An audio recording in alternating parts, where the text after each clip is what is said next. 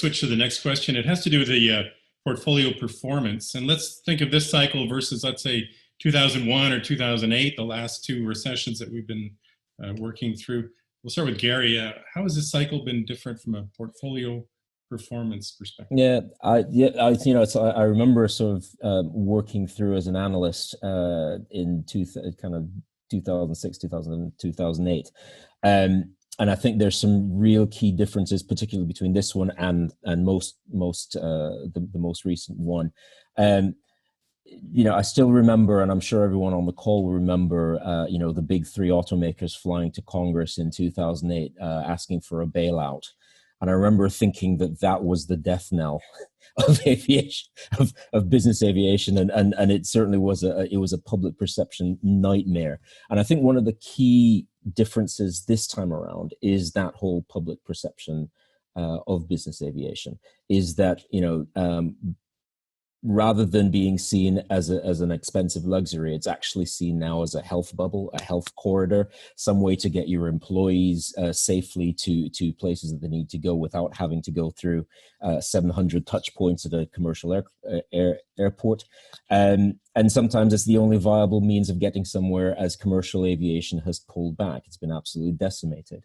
That's one key difference. I think the second key difference, it echoes what Gus was talking about earlier, is that this is an externality it's not caused by the economy. The fact that liquidity is still available, so cash is still there for businesses to support and finance their operations, whether directly from private markets or with some of the government support schemes that are now in place for this.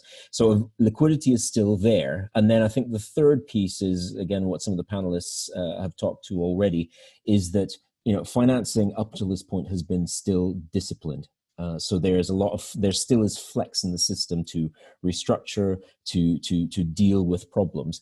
And allied to that is the fact that aircraft values as well haven't mushroomed in the past 10 years as they did in, say, 2006, 2008. So what that basically means is that we haven't had a flood of people being driven to exit the market, either because they can't afford their aircraft or because, their shareholders are forcing them to divest themselves because of the public perception. And certainly in terms of the financiers' sophistication in managing things, I think they've certainly upped their game, but it still remains to be seen what will happen as the economic recessions take hold. So that's basically my perspective. JC, how about you? Yeah, I mean, I certainly agree with that. I think it's just this recession is fundamentally different from the last two, the ones that we experienced in 2001 and 2008. There were macroeconomic issues that drove those recessions. In 2001, it was the dot-com bubble. It was exacerbated by the 9/11 attacks. In 2008, you had the housing and financial markets that were a mess. In this case, this was a black swan. It just a humming economy got punched in the face and stopped cold. So it's different, but by the same token, that difference has helped, at least in the short term, borrowers stay afloat, because again, the economy was doing well, companies were flush with cash, and that has allowed them to stay afloat, at least again in the short term.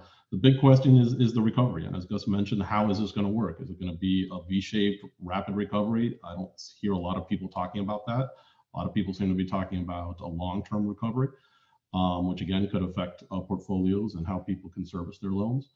And that's all tied to the vaccine and when we can get control of it and get consumer sentiment back in line so the economy can get going.